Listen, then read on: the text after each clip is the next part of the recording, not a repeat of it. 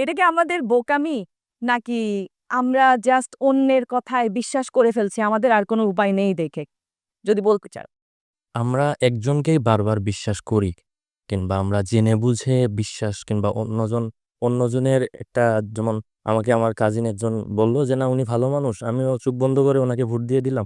এরকম এরকম যদি চিন্তা ভাবনা আমাদের মাথায় থাকে, তাইলে আমি মনে করি যে আমাদের রাষ্ট্রে ভালো মানুষ আসাটা খুব হয়ে যাবে, কঠিন হয়ে যাবে। কঠিন হয়ে যাবে। রাষ্ট্র পরিচালনার ক্ষমতায়ন করতে হলে আমাদের অবশ্যই বিশ্বাসটাই প্রতিমা। এটা জনগণের মাঝে কিংবা আমাদের মাঝে এই বিষয়টা মানে বিশ্বাসের যে বিষয়টা ওটা প্রতিষ্ঠিত করতে হবে। সুক্রালোজ থেকে তৈরি স্কোয়ারের জিরো ক্যাল চিনিবাদ মিষ্টি স্বাদ। আমরা যদি সঠিক লোক বা সঠিক ব্যক্তি বাছাই যদি না করতে পারে, তাহলে মনে করবেন আমাদের যে ভবিষ্যৎ প্রজন্ম তাদেরকে নিচের দিকে ওই পাপটা আমাদেরকে বহন করতে হবে।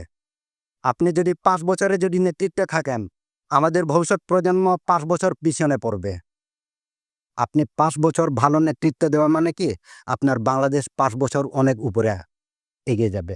তা আমরা চাই যে আসলে একটা ভালো একটি নির্বাচন এর মধ্য দিয়েই আমাদের এই যে বিগত দিনে যে আমাদের যে বিশ্বাসটা ছিল ভালো একটি রাষ্ট্র পরিচালনার, সেটা আসলে সৃষ্টি করা দরকার।